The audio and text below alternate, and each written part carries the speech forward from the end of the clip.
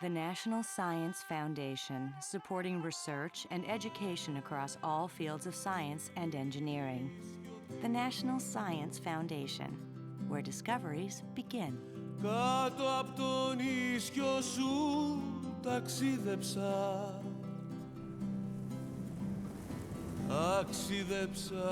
This film is a tribute to all those early Greek explorers whose ideas still light our world.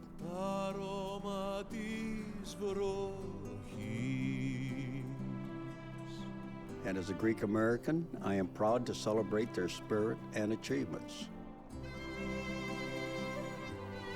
I hope you'll be amazed and inspired by their story and by all the wonders of ancient Greece.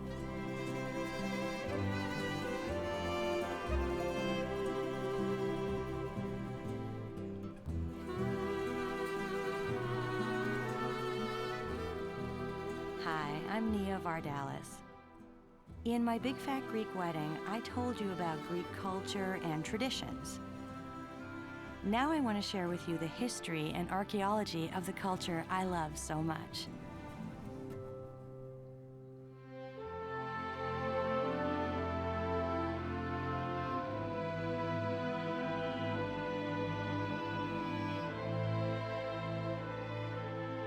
"2,500 years ago, our ancestors initiated the most radically innovative period in all of human history. They redefined art, literature, medicine, and philosophy, and created a new kind of society based on equality, a democracy.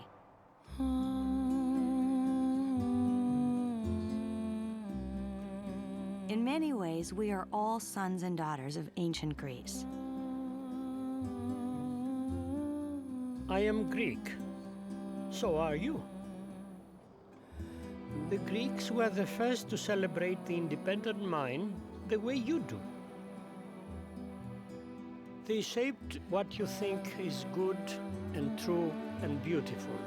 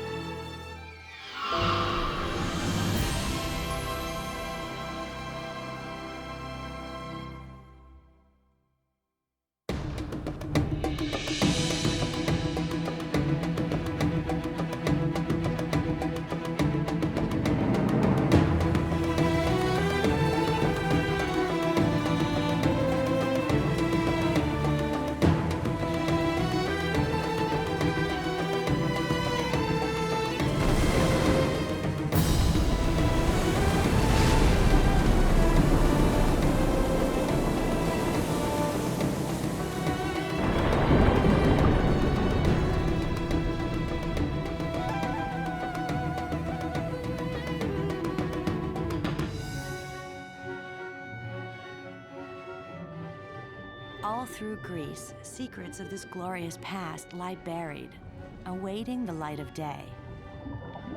This is the quest of the archaeologist.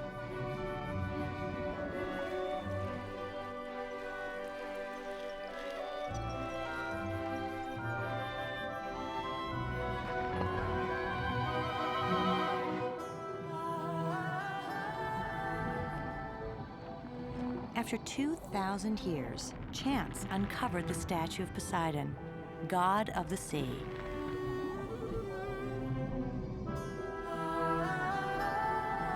As sailors, many Greeks revered Poseidon above all other gods.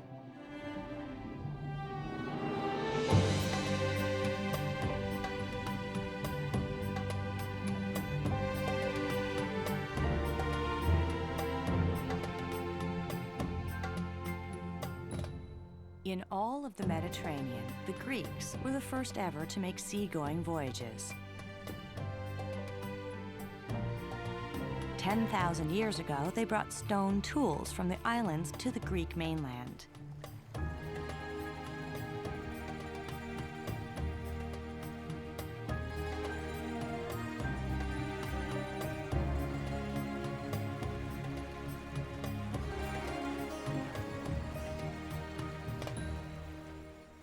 They became skilled sailors because they had to be. They lived in a land of 2,000 islands.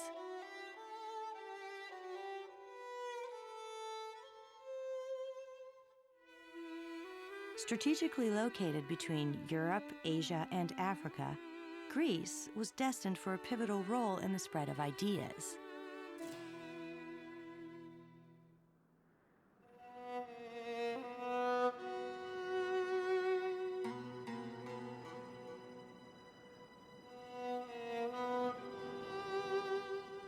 Throughout Greece, magnificent stone ruins announce the legacy of a mighty civilization. But beneath the ground, there are whispers of a secret world. As an archaeologist, Christos Dumas has spent a lifetime listening for these voices of the past. My father was a farmer, too poor to own his own land. Just like these children, I grew up living and breathing the history of my country.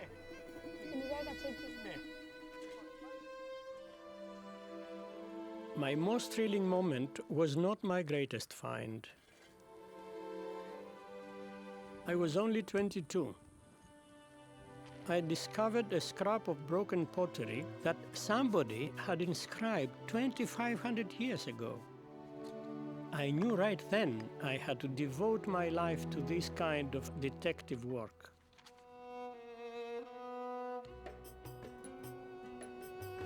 The great adventure of my life began 15 years later. On the island of Santorini, near the ancient town of Thera, my professor found traces of a Bronze Age city. But the people there left no written language we can understand. So we know only what their objects tell us.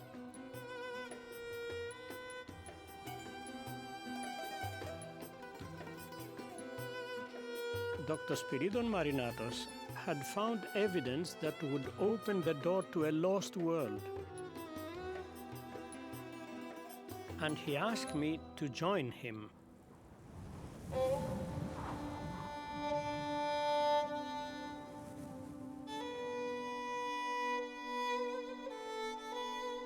Many Bronze Age sites have been trampled by time. But not here, where the gigantic volcanic eruption which destroyed the culture also preserved it.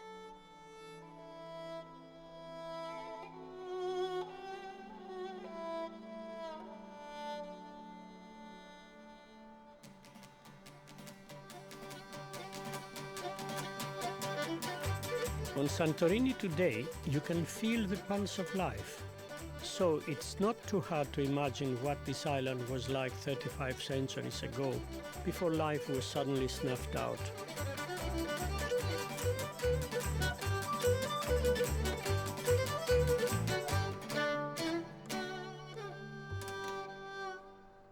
The shape of the island, surrounding a huge volcanic crater, has prompted some archaeologists to look here for the lost city of Atlantis, the fabled city Plato wrote about. Plato described Atlantis as an island city surrounded by a ring of land, much like Santorini.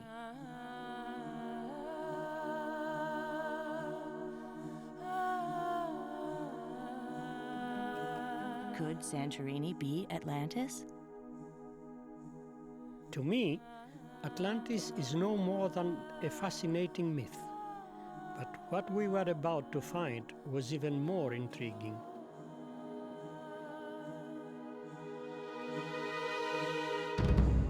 When we dug down and brushed away the ash, we found thousands of everyday items. Tools and clay pots containing remnants of barley, fish, and snails. This find could transform our knowledge of Bronze Age Greece. Now I knew why Professor Marinatos was so excited. Many of the walls were painted with murals, but there was one problem.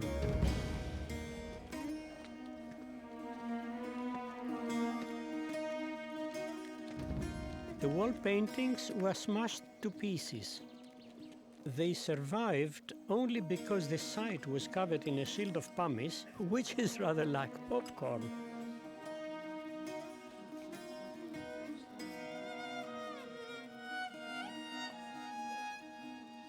Piecing the paintings together is like getting to know someone.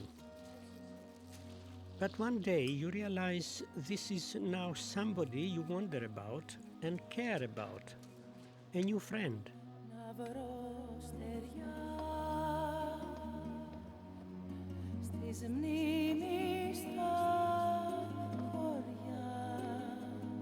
Until now, no one had ever seen such an expressive face from Bronze Age Greece. People from the past speak to us, provided we are ready to listen.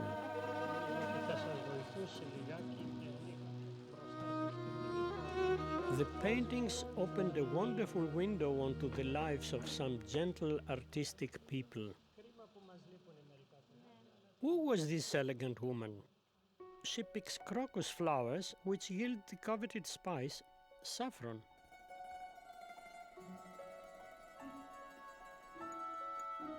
We carefully catalogue the seeds found here. Seeds which tell us what the ancient people ate and even how far they traveled to get it. Τώρα τα βράδια μου, βράδια βουνά, του ταξιδιού μαυρά πανιά,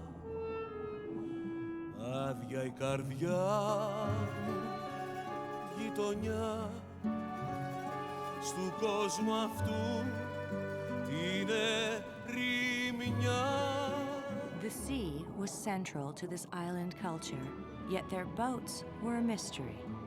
The only clues came from small ringed seals, which offered no details. In fact, we knew almost nothing about Bronze Age ships until the flotilla painting was assembled.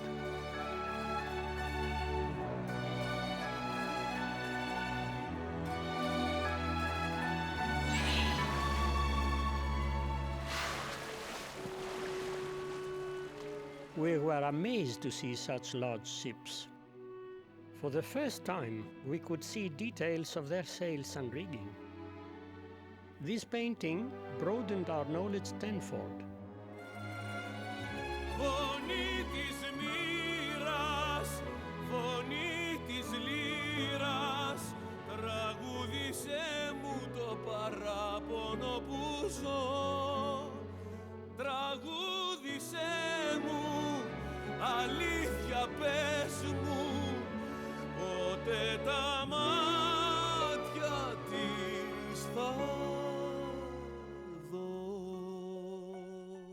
We found no palace on Santorini, only comfortable houses. The people had leisure time to pursue the arts and sports, like boxing. Now that we had come to know the people through the paintings, we were really curious. What was their fate when the volcano erupted? When we removed the volcanic material, we found nobody, no victims, and it is a surprise. What happened? Because nobody could have survived such a disaster. Poisonous gases accompany the eruption, and people would have died instantly, just as they did at Pompeii.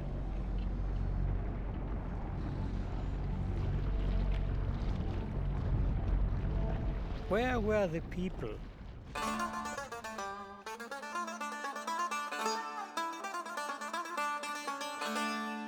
To unravel this mystery, we had to understand the volcanic eruption that buried their homes. For that, I turned to my friend with a long name, the volcanologist Dr. Yorgos Vouliokalakis. I call him George. George to the rescue.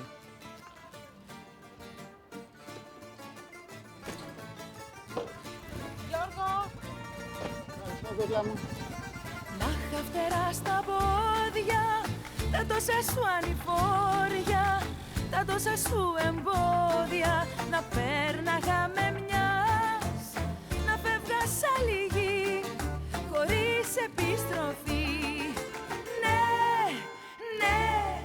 χωρίς επιστροφή. Ναι, ναι, να φεύγα σαν λυγή, να μου φωτιά που απλώνει, ήλιος που ξημερώνει και να σε εσύ το χιόνι.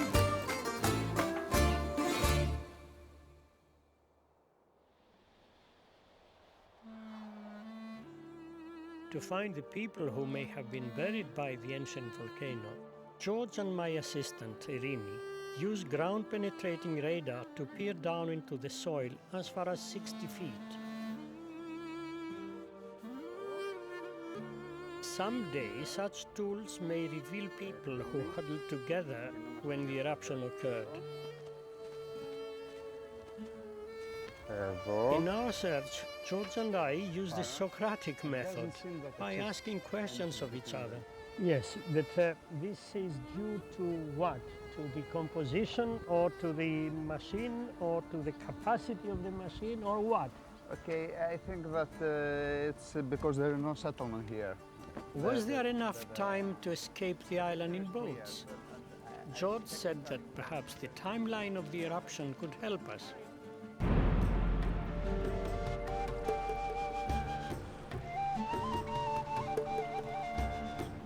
This cliff, all 100 feet of it, was laid down during the eruption. To George, the cliff is a timetable, a diagram showing how the eruption unfolded. By studying the layers of debris, George can trace the 4 phases of the Great Eruption. Because the bottom layer was just 3 inches thick, George knew that the first phase lasted only about 10 minutes. Fine yellow ash layer, which fell for about 10 minutes before the big blast began. It's like mud. Yes, this is muddy layer. And people could survive this event. But the big problem began after it. The volcano gave off plenty of warning signals. But once the second phase began, it turned deadly in just minutes.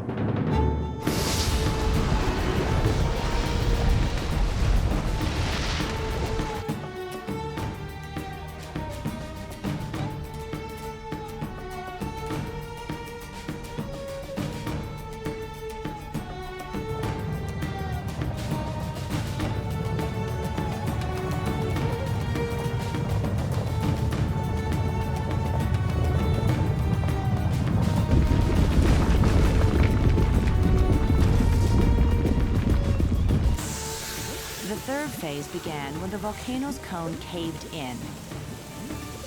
Seawater rushed into this inferno, creating a pressure cooker of superheated steam, which set off a massive explosion with the force of 40 atomic bombs.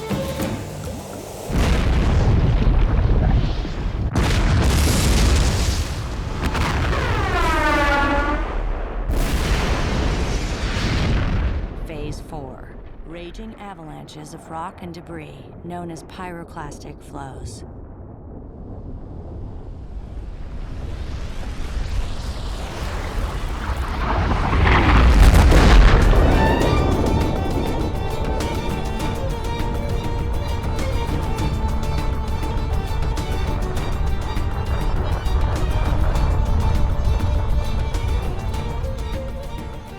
Evidence suggests that the volcano produced gigantic waves, 60 feet high.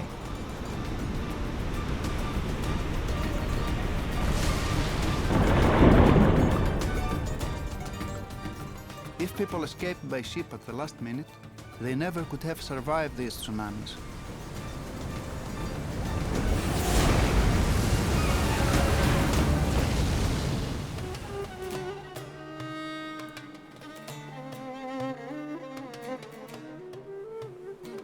The thickness of ash has proved that this was probably the largest volcanic explosion ever witnessed.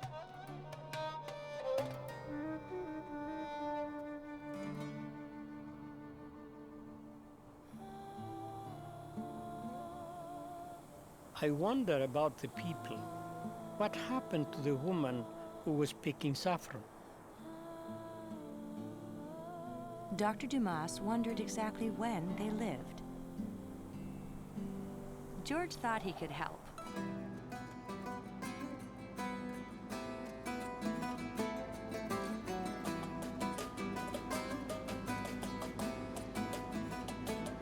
George makes frequent trips to study the volcano's vents.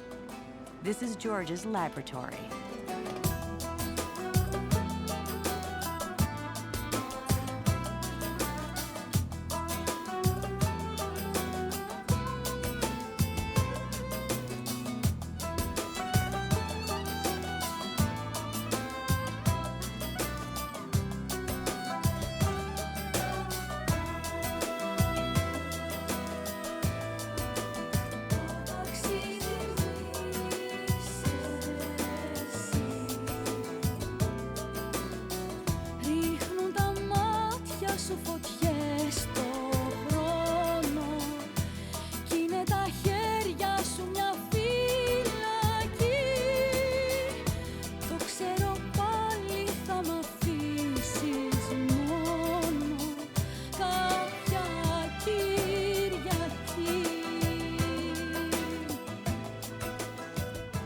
Every volcano emits a different blend of minerals.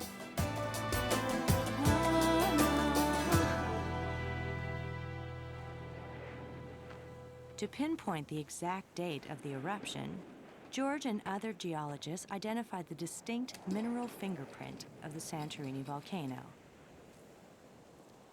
When the volcano blew, it was heard thousands of miles away. This volcano had a global impact on weather patterns. Far away in Greenland, when the volcanic ash settled on the ice cap, it left a fingerprint. Who would expect that an ancient Greek secret lay buried in a glacier? Scientists have drilled down 2 miles into the ice cap to recover ice cores that go back 250,000 years. Each stripe represents a summer and winter. The unmistakable fingerprint of the Santorini eruption tells scientists exactly what year the volcano blew. 1646 BC. A century earlier than the historians had previously thought. The startling date of the eruption changed the timeline of Greek history. The date of the paintings proved that the islanders had wider contact with other cultures sooner than expected. Because we have the depiction of Mycenaean warriors with their boar-tusk helmets. Boar-tusk helmets were worn only by Mycenaeans, Greek mainlanders considered enemies of the island cultures. Yet here they all are, side by side, on the same ship. Something that archaeologists are still coming to grips with.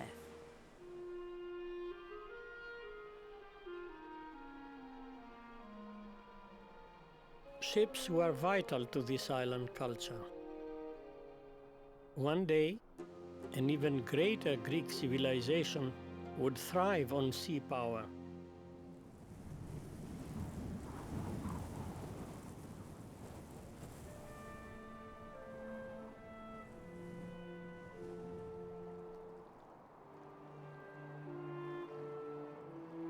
A 1,000 years after the volcano buried Santorini, the Greeks sailed well beyond the Aegean Sea, encountering exotic, new ideas which inspired them to reshape their view of the world.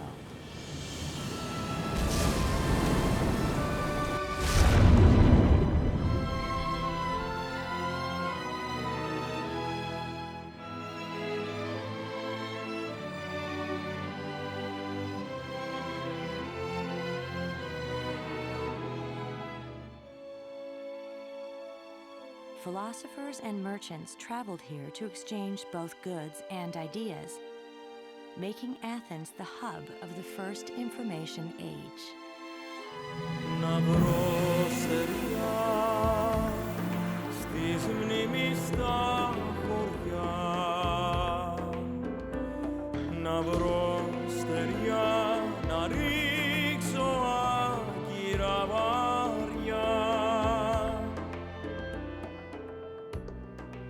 Here in Athens, unlike Santorini, historians and poets wrote down every detail of all the great events.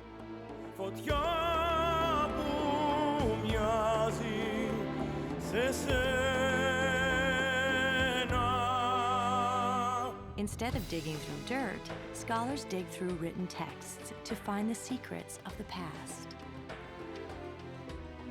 The earliest written languages were complicated. Only priests and scribes could master Egyptian with its 1,000 hieroglyphs. By radically simplifying the alphabet, the Greeks opened up written language to the ordinary citizen. What a powerful tool for the spread of democratic ideas.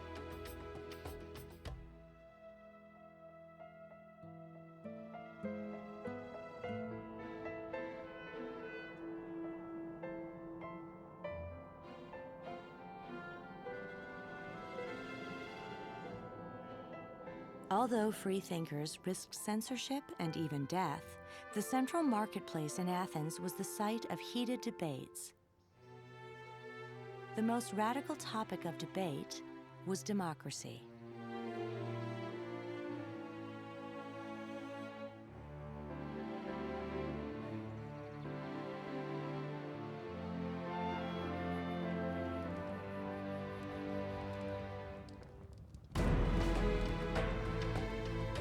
In 510 BC, the citizens of Athens voted for the first time, signaling their choice with white or black stones. But this experiment in democracy had limits. Voting was open only to citizens, male citizens. Women and slaves could not vote. For nearly a century, Greece blazed like the sun at the intellectual center of the ancient world, embracing foreign ideas and improving on them.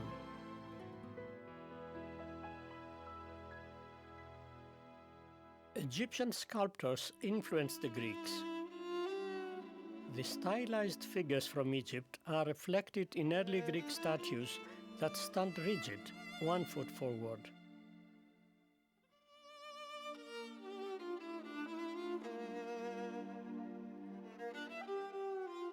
But once the Greeks mastered the skill, they took it to another level and made it their own. The sculptors could almost breathe life into marble and bronze to capture the truth about how we move.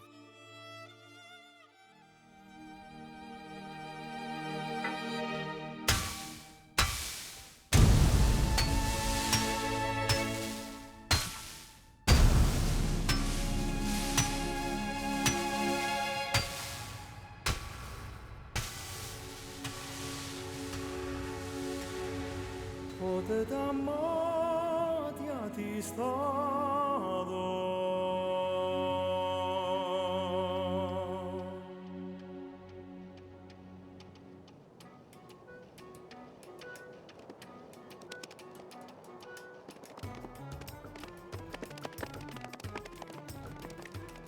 The stage play. Greek poets and playwrights invented the basic forms of comedy and tragedy. Now there's an innovation.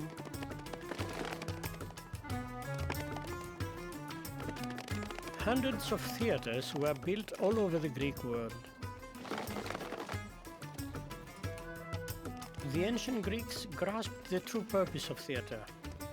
It was not simply entertainment. Theater was a central forum for debating ideas. Ώστε εδώ είστε λοιπόν. Ελάτε να σας ανακοινώσω κάτι. Λοιπόν, τα αποφάσισα. Θα κάνουμε αποχή από το σεξ να σταματήσει ο πόλεμος. This is the great play Lysistrata, one of the first anti-war comedies. Ούτε κι εγώ και στο είναι σούνιο πόλεμος. Hey, I think that's my cousin. Ούτε εσύ που μου έλεγες θα έχουμε στο κορμί σου τα δύο. Εσύ. Αποκλείεται. Ούτε εγώ.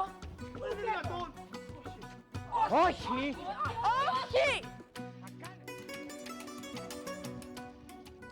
This culture celebrated both the poet and the warrior.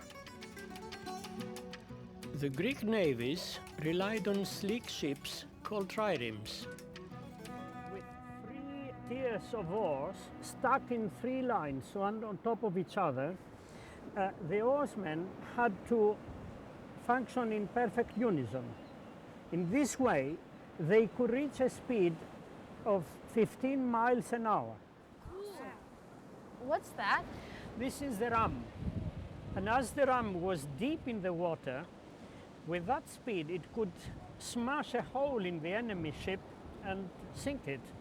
What do you think about that?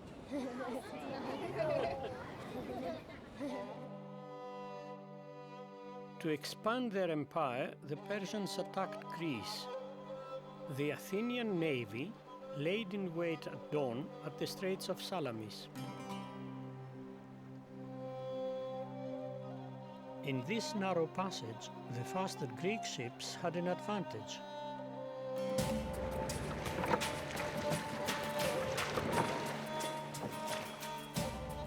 Though outnumbered 2 to 1, the more maneuverable Greek ships were able to ram the Persian ships and win a decisive victory. At Salamis, Greek seafaring skills preserved democracy.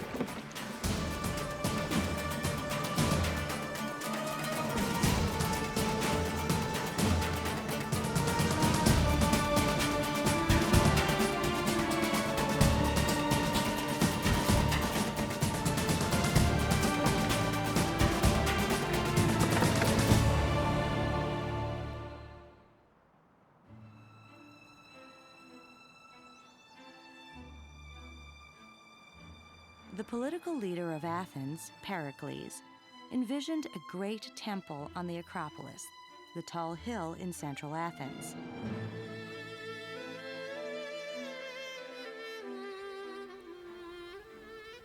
Hundreds of stonemasons labored for 15 years.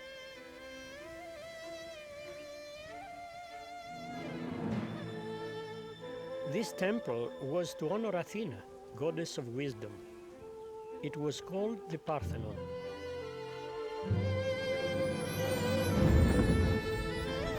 Of all the gods and goddesses, Athena was the most revered by the Athenians.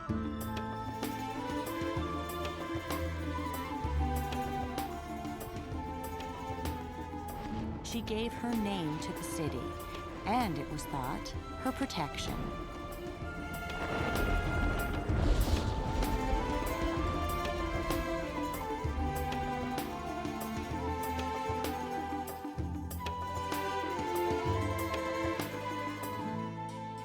Today, the words of Pericles seem prophetic, but not in the way he intended.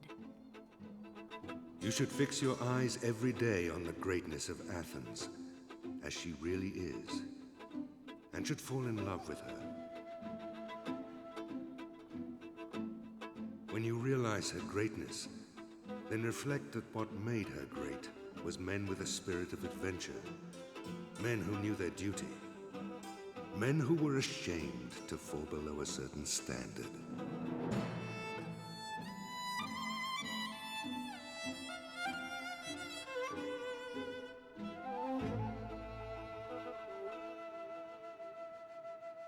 The Parthenon once brimmed with life.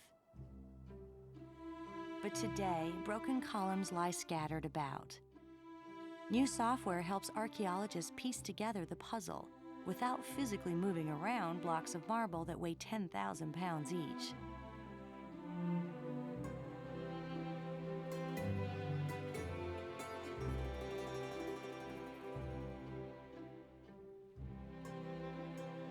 This building was a revolutionary design.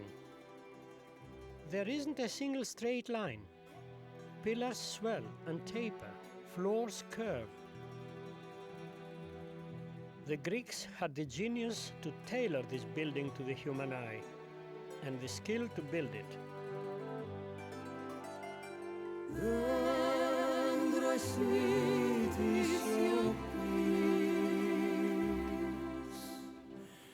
Κάτω απ' το μίσιο σου ταξίδεψα,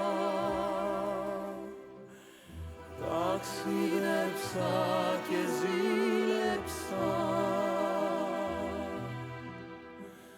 τα αρώμα της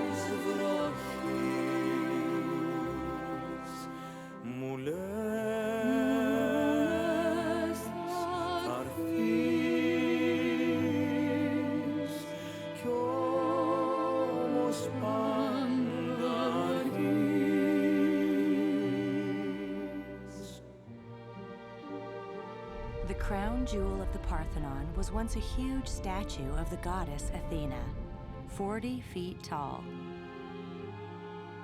This tower of ivory and gold cost even more than the building which housed it.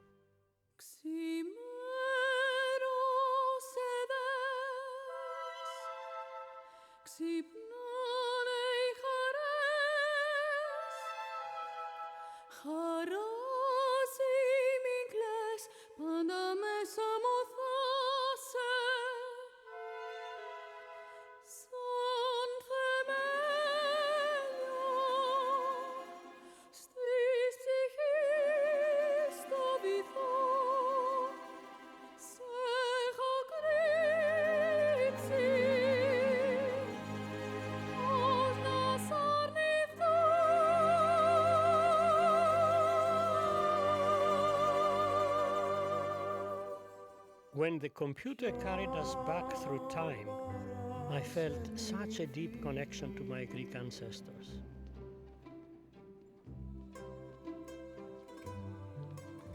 That wasn't my first leap back in time.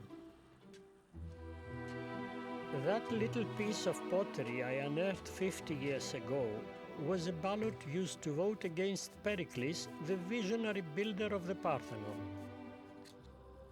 I've never forgotten that moment.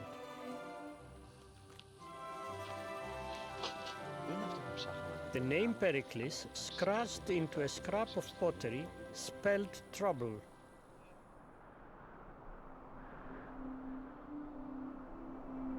Athens had overspent her treasury. The Parthenon, once a symbol of glory, now stood for arrogance and extravagance. Athens overextended her armies in too many wars, too far afield. The long wars with Sparta left Athens too poor and too weak to keep her grasp on power.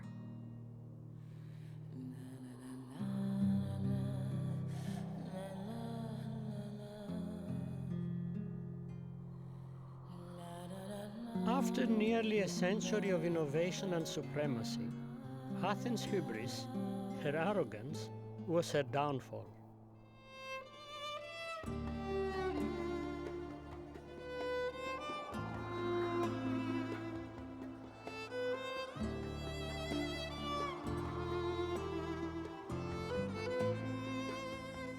Here, on the abandoned island of Delos, you can almost hear the echoes of high-flying Athens crashing to earth. Even today, the fall of Athens sounds a note of caution. Delos was the treasury for Athens, a center of wealth, alive with laughter and music. And if you listen, you can hear it on the wind.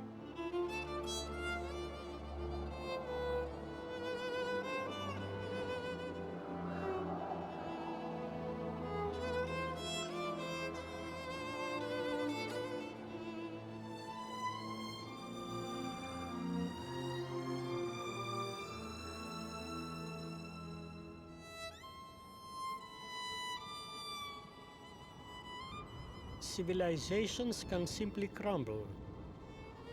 Volcanoes can bury them. They can collapse under the weight of their own pride and ambition. When civilizations fall from a great height, they shatter. But centuries later, those glorious fragments still enrich our lives.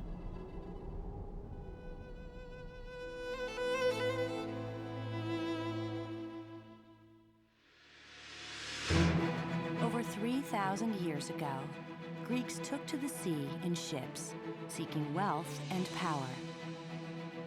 But the most vital cargo they brought back was knowledge and new ideas.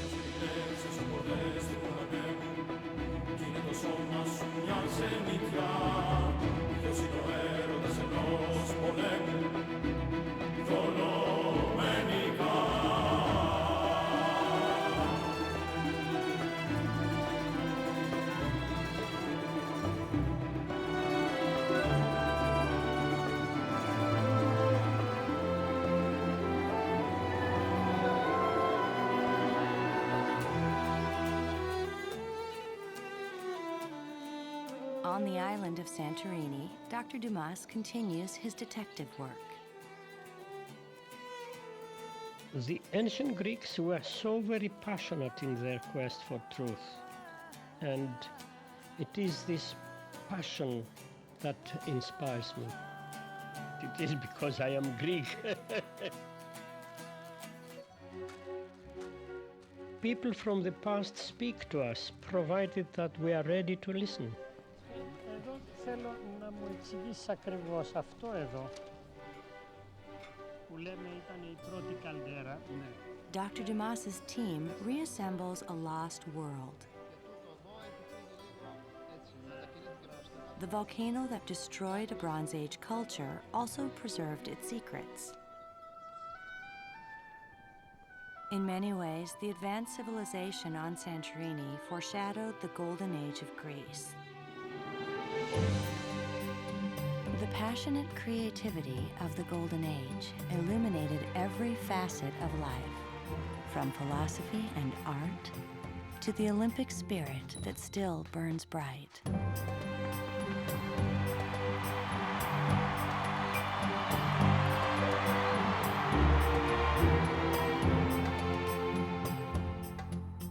No other civilization has so profoundly shaped who we are and how we live. My Greek ancestors taught us to govern ourselves with moderation, heal ourselves through the use of logic,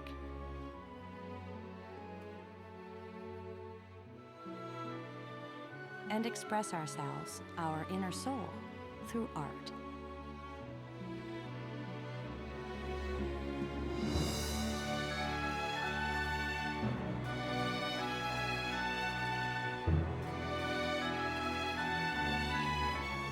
The world has never seen anything quite like the transformation of ancient Greece, where an enlightened society based on equality redefined what it means to be human.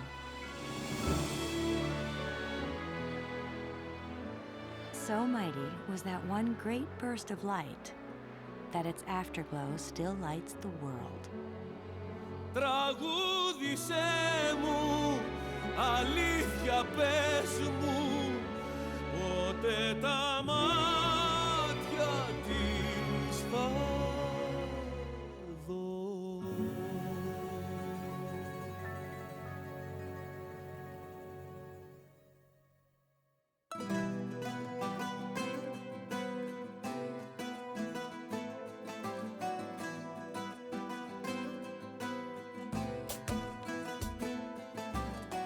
Μοιάζουν οι λέξεις σου χορδές